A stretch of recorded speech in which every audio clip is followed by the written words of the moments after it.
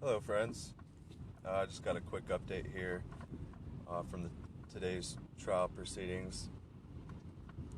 Um, so to start out, I guess the motions to release the identities of all the rest of the 13 government informants, that was denied,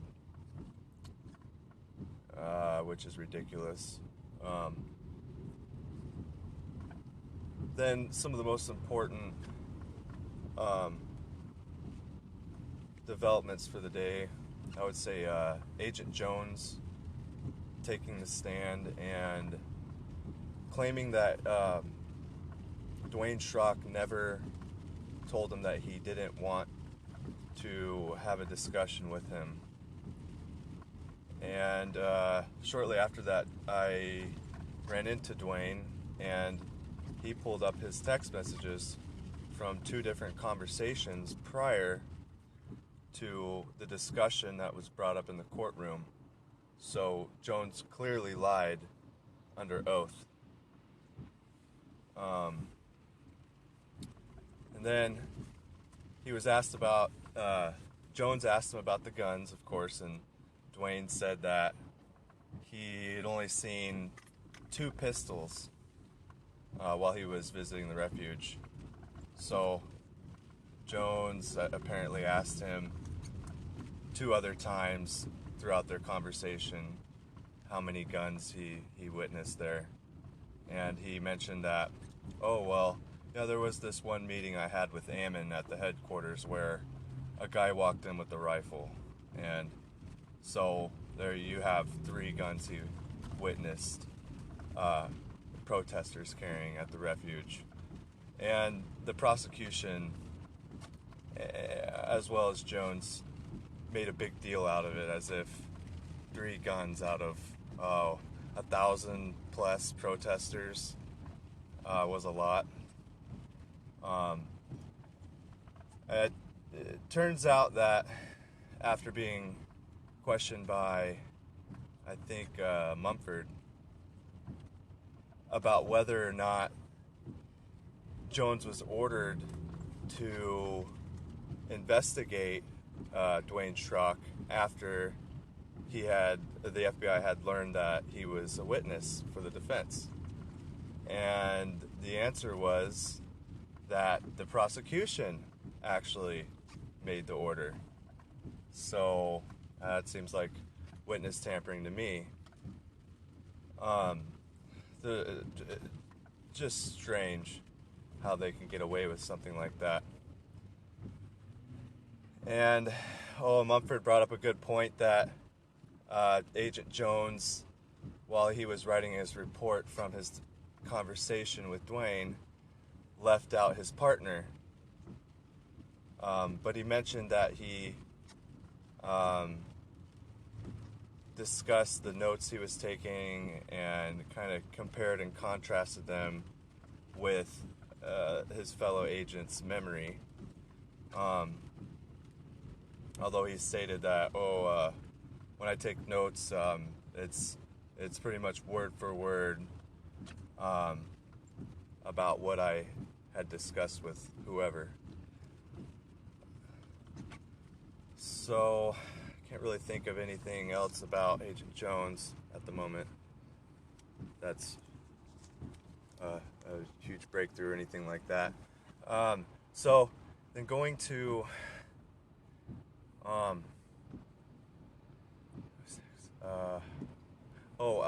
the deputy.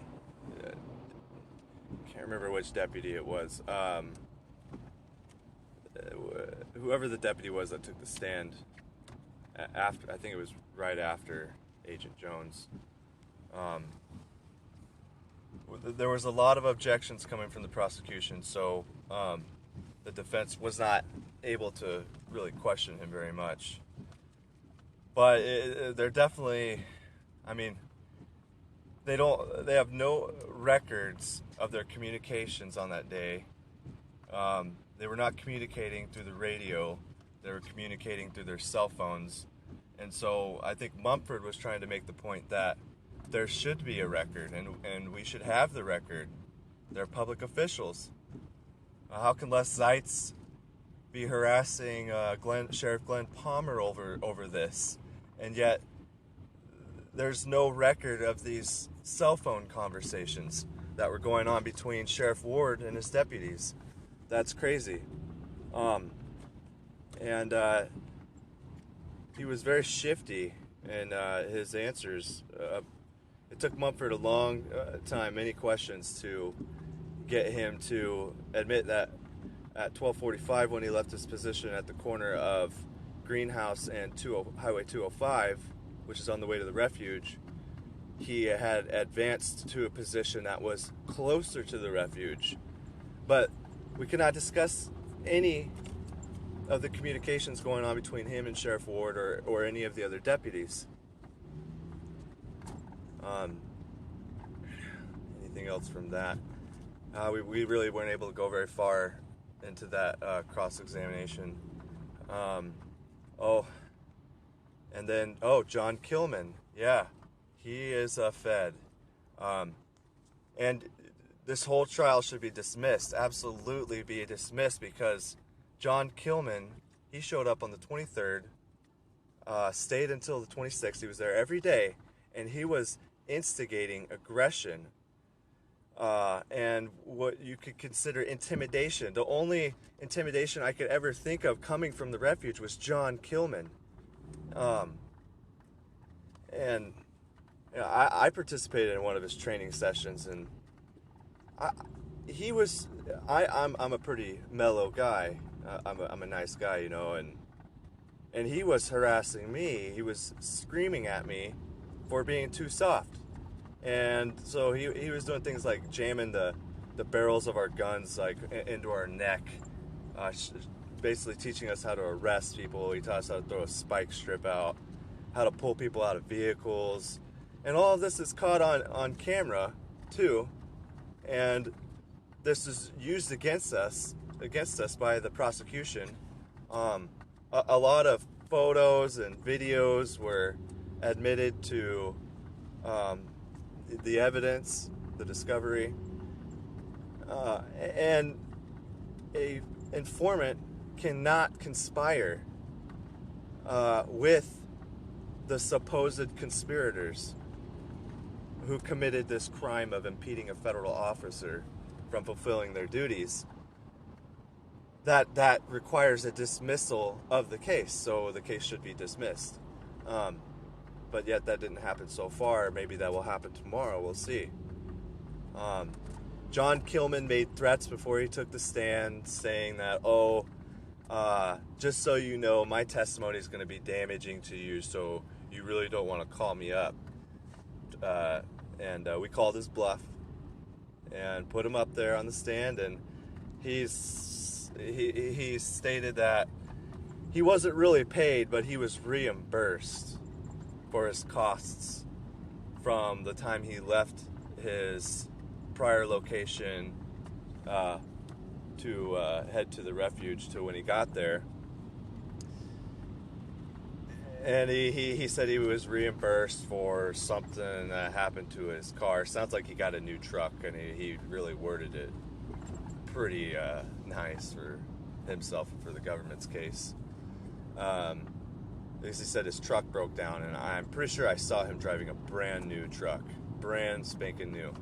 And then he said he got a bulletproof vest on his way, and some other reimbursements.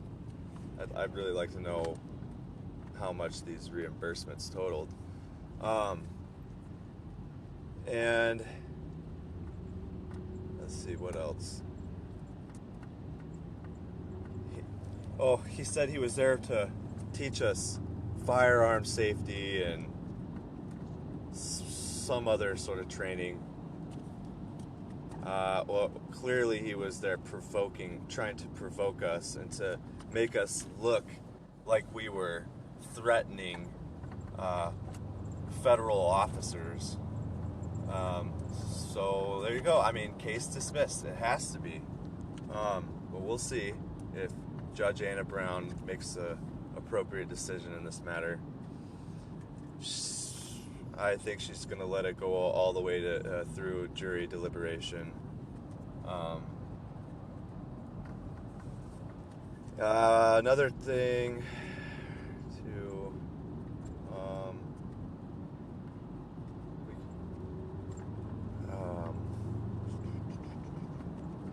well, those are the biggest points that I can think of so far. There are four alternate jurors that are so interested in the trial that they want to. They ask for a special room and a microphone to be placed in the jury, the area where they're deliberating, and to be able to listen into that. I thought that was pretty cool, because Judge Anna Brown said that was the first time she ever had that request. I don't know if I got to Grasty yet. So Judge Grasty, yeah, oh man, what a sleazeball. He apparently purchased 20 acres from the BLM. His brother works for the BLM. I believe he's some sort of BLM agent,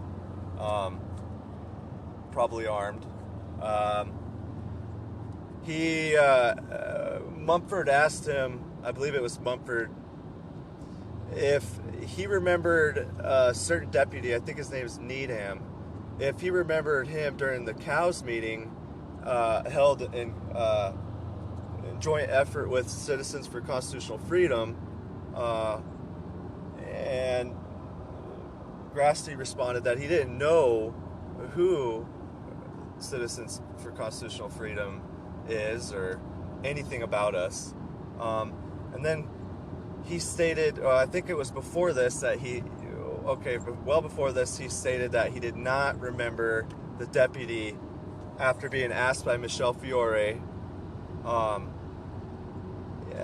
whether or not he heard the deputy state that the protesters, us protesters over at the refuge, had broken a law, and he said no, we had not broke a law that whole time, which earlier on, when Grasty was being questioned about denying our meeting that we tried to put together at the fairgrounds,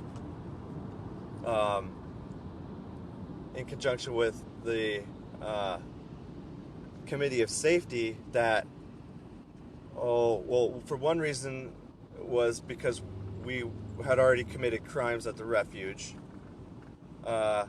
2, we didn't fill out the paperwork appropriately, and 3, we didn't have insurance. And so one of the Mumford's questions were, so do you usually, I think it was Schindler, do you usually seek counsel for a decision like this? And of course, no. Why would you do that? But they did. Grasty and his minions sought counsel before turning down our meeting that we had proposed. And even while I was there at the refuge, we were purposefully secluded from their meetings that they were holding. And they sent out messages only to basically the Grasty and Ward's friends and the rest of the public officials there who are guilty in this conspiracy.